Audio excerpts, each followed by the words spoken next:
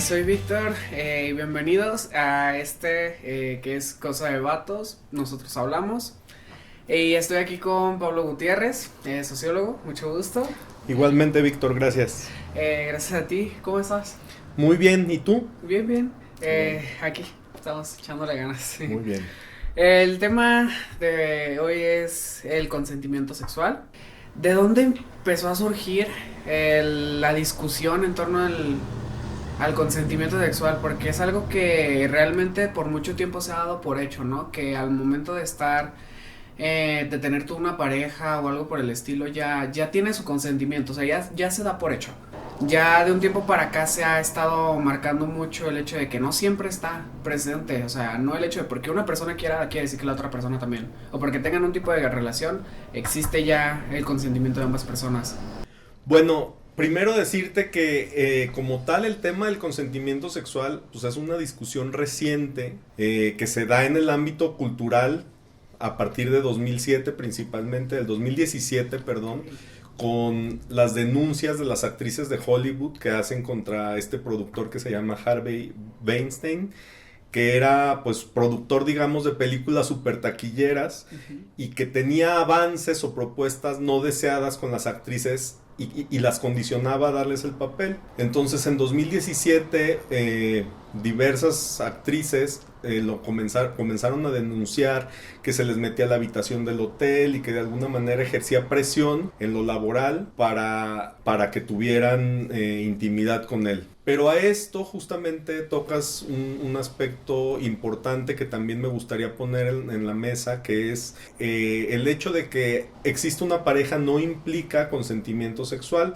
Justamente esto es algo que viene de manera previa a la discusión del Me Too, que así fue como se llamó el movimiento en redes contra el acoso. Y tiene que ver justamente con que antes a las mujeres, al menos culturalmente así se entendía, las mujeres estaban obligadas a tener vida sexual con su marido por el hecho de tener un vínculo legal y religioso. Y uno de los derechos ganados de las mujeres en el contexto de los feminismos contemporáneos es justamente que los hombres tengan o le exijan a las mujeres vida sexual aunque estén casados, ya se considera también como un abuso, ¿no? Como una violación cuando no está el consentimiento. Sí. Y ese, bueno, pues sería el contexto, y la discusión en torno a todo el tema del consentimiento surge en el marco de la discusión sobre el acoso, digamos que van de la mano. Creo que mayormente el problema del consentimiento ha sido por parte de nosotros los hombres, de que mayormente pues somos quienes más, al menos en los casos que son denunciados, siempre es quien ejerce la presión de querer el consentimiento forzado. ¿Tú cuál crees que sea el significado del consentimiento para los hombres, más o menos? O sea, ¿qué tan relevante ha sido para los hombres el consentimiento? Es que justamente el tema del consentimiento viene a ser como una especie de balde de agua fría para la manera en la que los hombres pensábamos la aproximación sexual con las personas, ¿no? Porque pone a discusión el tema del otro, ¿no? De la otra voluntad. Es una cuestión crítica porque los hombres pensábamos que culturalmente lo que tocaba era arrebatar el consentimiento. Incluso es muy común que incluso haya quien tenga abuelos que se robaban a las abuelas, es decir, el consentimiento de las mujeres no contaba. En México la revolución, digamos que fue una época crucial para el tema de los raptos y secuestros que terminaban en matrimonios. Entonces eso ha sido el antecedente cultural, al menos en el caso mexicano. La cuestión tanto del acoso como del consentimiento pues tiene raíces culturales que hace que se viva de manera diferenciada. Por ejemplo, para las francesas, cuando se puso sobre la mesa el tema del acoso y del consentimiento, las francesas decían que eran pues avances románticos, que las norteamericanas lo que querían era demonizar a los hombres, ponerlos como si fueran los victimarios de estas mujeres víctimas de avances sexuales no deseados. Y entonces ahí es donde existe la pauta para pensar que culturalmente el tema tanto del acoso como del consentimiento se viven distinto dependiendo de las culturas, ¿no? Y de los acuerdos que puede haber en las comunidades. Hay comunidades muy conservadoras donde pues incluso se arreglan los matrimonios, ¿no? O en sociedades como la India, donde los matrimonios se arreglan y el consentimiento de ambos cónyuges pues no está a discusión, o sea, tienen que hacer lo que ordena el linaje o lo que ordenan las familias. Entonces es un tema que yo creo que se tiene que volver a discutir y discutirse siempre de manera situada, es decir, de dónde estamos hablando. En este caso, para el caso mexicano, pues sí, nuestros antecedentes tienen que ver con que la negociación de lo sexual nunca consideró el consentimiento. Y esta, para los hombres, como me lo preguntas, pues sí ha sido un shock cultural, ¿no? Porque no era lo que estábamos acostumbrados. Este es un tema que como tal entró a la mesa de debate hace pocos años. O sea, desde 2017 son 6 años y es algo que realmente hemos visto muy normalizado, que no se respete. Desde el ejemplo que tú ya pusiste del cómo se robaban a las abuelas nuestros abuelos. O sea, es algo que se ve súper normal, que se hace incluso chistes al respecto, pero realmente es un tema bastante serio. El hecho de cómo no se respeta, como también mencionas en los matrimonios, cómo los obligan no solamente a casarse, sino a continuar una familia cuando probablemente ni siquiera existe una atracción en por medio de estos, de ambos cónyuges, vaya, en este tipo de matrimonios. Y pues también el hecho de cómo mencionas que depende mucho el contexto en el que estamos hablando, vaya. Porque no va a ser lo mismo hablar del consentimiento aquí que en China o no sé, en la India, por ejemplo, que es donde mencionas que se fuerzan muchos matrimonios.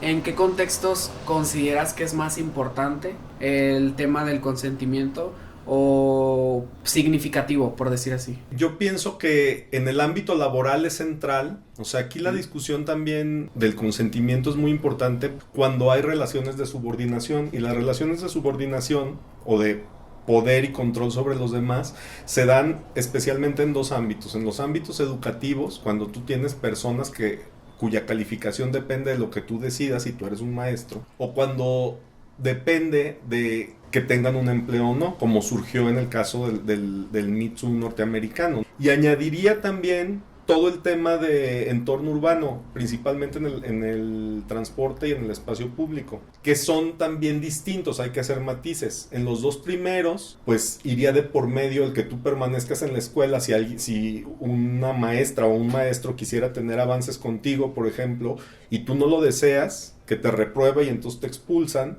o en el ámbito laboral que te corran si no aceptas los avances sexuales.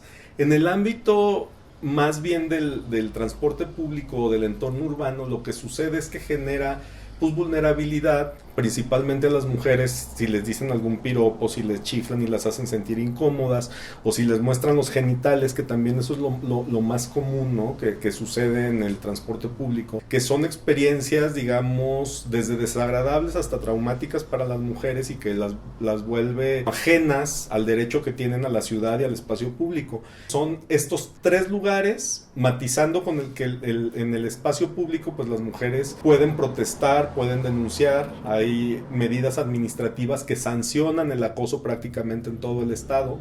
Digamos que hay mayores condiciones de que las mujeres ejerzan un poder también para exigir su derecho a la ciudad. Y ya en lo laboral y lo escolar se complica mucho más la cosa, porque pues dependiendo de los niveles de jerarquía a quien se enfrenten, pues pueden a lo mejor perder el empleo o perder la escuela, ¿no? Que eso es lo más preocupante y sobre lo que hay que estar todo el tiempo proponiendo alternativas para que, digamos, no existe ese tipo de discriminación en lo laboral ni en lo escolar. ¿Qué tan importante crees que pueda ser la edad para garantizar un consentimiento? O sea, ¿qué tanto peso le puedes dar al consentimiento sexual de una persona según su edad? Pienso que el tema de la minoría de edad es un problema principalmente legal porque constituye un delito. Esto no significa que yo niegue o deje de reconocer que a los, bueno, no sé, a los 12, pero pues 13, 14 años, desde luego que puede existir atracción o deseo sexual por personas mayores, pero eso ahí depositaría totalmente la responsabilidad en la persona mayor, porque pues es un sujeto,